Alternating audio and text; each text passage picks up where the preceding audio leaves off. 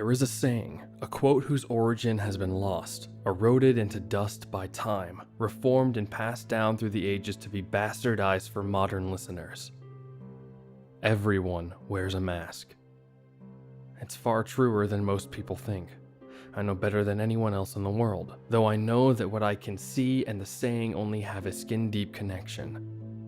As I sit here watching the silvery needles of rain stab the gray concrete and listening to the faint hum of the dim electric lights overhead, I wonder how long I have left. I know that I have alerted the authorities to my activities, and I know that they won't let me leave here alive. Not when I could plant the seeds of doubt in the heads of the people who have lived under their secret rule. It's useless to write or record anything. They find all records and destroy them. Eons of shadowy dealings have made them very cautious when it comes to any information about their existence. They'll be here soon. I can feel it. But I don't know the exact moment, and I don't know what face they'll be wearing. But they'll be here. This dingy little diner with its bacon grease stink and cracked vinyl seats will be where I make my final stand. The knowledge of my imminent death angers me more than it frightens me. I'd been so careful, so utterly meticulous in how I disposed of the bodies and destroyed all evidence of my involvement. I was fast, almost mechanical with my efficiency, my knives parting their false skin and spilling their blood on rote. I made a dent in their ranks, but they've been here since before humanity decided to be afraid of the dark, breeding in the shadows like bacteria and infiltrating all aspects of society. I remember when I first saw one. I was only 20. My life had lost purpose, and I was a few weeks away from ending it all when I saw the president's speech live on the air. I watched the things that stood behind him, watching him spew meaningless rhetoric with their lidless, flower-like eyes and smiling with their anglerfish teeth, as if they knew a joke that no one else was privy to.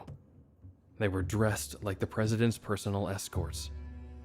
I was horrified, to say the least, and I wondered if my mind was playing tricks on me. But my mind was empty of all imagination back then. I didn't have the mental capacity for such hallucinations, and on some subconscious level, I knew this. Of course, I had tried to explain away what I had seen, telling myself that I was overworked and that the stress was playing havoc with my mind. But then, one night when I was out walking, letting the chill October air numb my senses and wondering if a noose or a bullet would be a better option, I saw a man in a ratty, filth-encrusted hoodie watching me from the other side of the street. I lived in a nice cookie-cutter suburban spawn at the time, and the sight of someone looking so out of place made me uneasy. The man was an intruder in this peaceful neighborhood, like a spider in the flower garden, and I instantly felt the hair on the back of my neck stand up. I tried to ignore him, but I could feel his gaze in me, and I knew that he was following behind me, though he was silent in doing so. The man kept up with me for several blocks, always getting closer with each step I took. I chanced to look back, and felt my blood go cold when the rays of the fading sunlight illuminated the writhing, blackened tentacles that squirmed under the hood, and caught the gleam of rows of thin, jagged teeth. The fear rose in my stomach like bile, making me choke and gag. The man was getting closer, and the low, chilly breeze caught his rancid stink and blew it to me. He smelled like low tide and rotted vegetation. I broke out into a run as I felt the stench grow stronger, alerting me to the fact that he was only a few inches from me. I ran until my lungs burned and I couldn't breathe, but the stink stayed in the air, and not even the rain that came later that night could wash it away. I saw them more and more after that, loitering on street corners with cigarettes clamped between their thorn-like teeth, staring back at me from the counter at my local pharmaceutical store, contracting the moist petals that enclosed their eyes like a perverse wink, and smiling hungrily at me from behind car windows. I was getting hemmed in, and I knew it. They knew that I was aware of their true faces, and they let their masks drop to show me that they knew. And the hunt was on. I stopped taking my antidepressants. I couldn't go back to the pharmacy, not when one of them could easily poison my pills. I started to leave the house less and less, fearing that one of them would be waiting for me in some darkened alley, But I also grew to dread the confines of my own home, knowing that one night I might wake to see a shadowy figure standing over my bed with a knife in its hand. The remainder of my pills left my system, and I fell into a depression that was deeper than anything I had experienced. I wanted to kill myself, to escape the nightmare that my life had become. But something stopped me. An emotion that I hadn't felt strongly in a very long time. Not since I found out my mother had a tumor in her brain.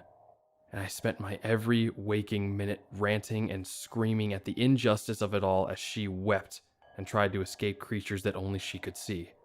Anger, white hot, flared up in my gut, and I felt myself drawing away from the noose and the bullet as my anger directed all my attention towards the flower-eyed beasts that stalked me. How dare they threaten me? They had obviously been around for a long time, and there were almost definitely more in other countries. They had been running all forms of government and entertainment for ages, feeding off of people and killing anyone who found out about them. There had been others like me. That I was sure of. They all looked at me with such excitement. It was obvious that they had done this sort of thing before, and in all other cases, I bet the people they hunted gave up and let them win. That was wrong. I was not going to roll over and let them stick a knife in. I would fight back.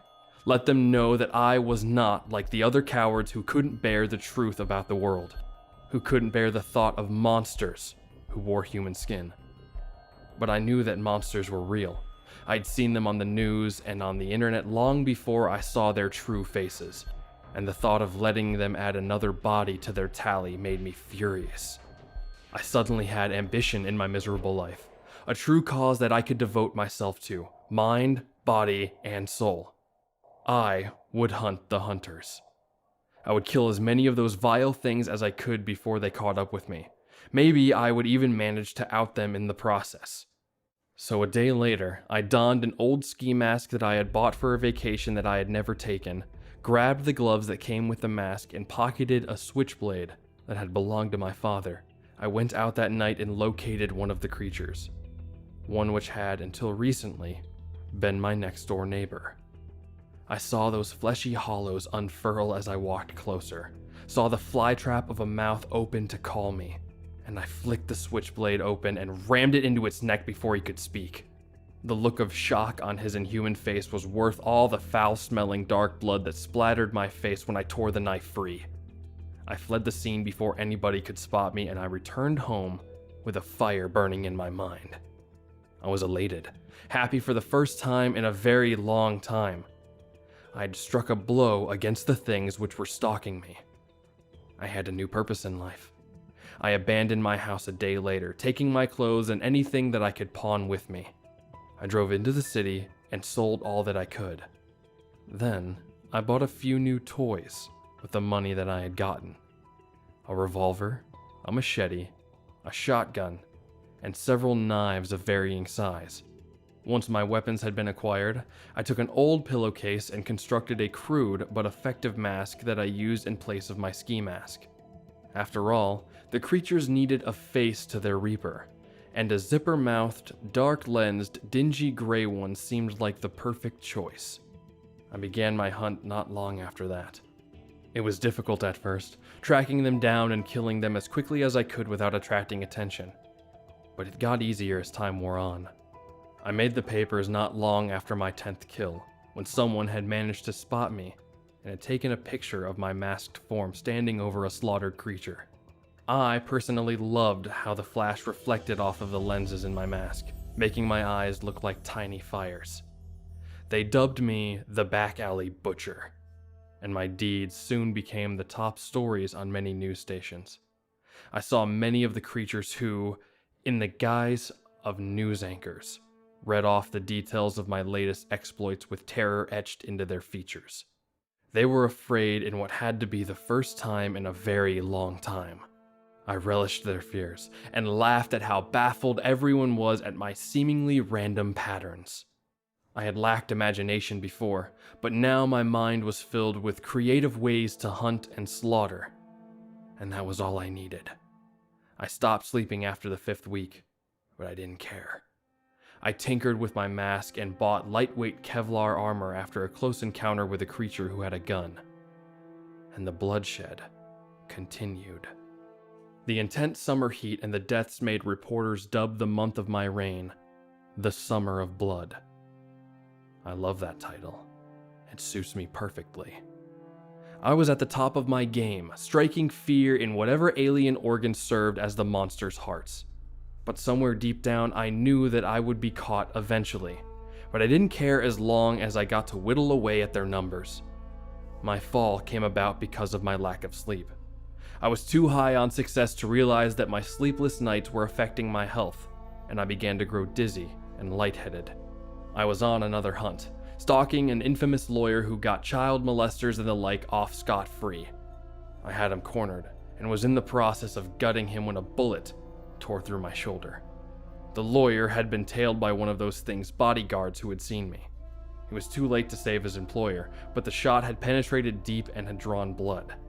I was forced to flee as the bodyguard called out and brought several people running. I left a blood trail and was forced to take shelter in a storm drain in order to tend to my wounds.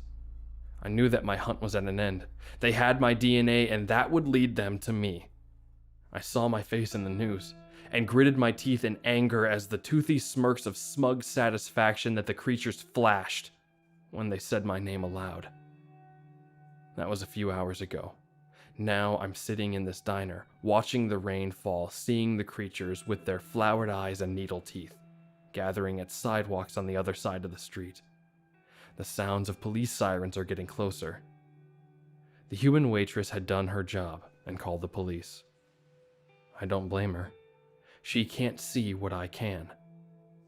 I look down and check my bag. My shotgun and revolver gleam in the dim light, inviting me to one last fight. I take out the shotgun first and load it. It'll do the most damage to the bastards. I take out my mask and put it on, savoring the smell of their polluted blood and my sweat. I place the revolver into my pocket and stand up just as the first policemen arrive. I can see the tendrils of their faces pulling their maws into triumphant smiles.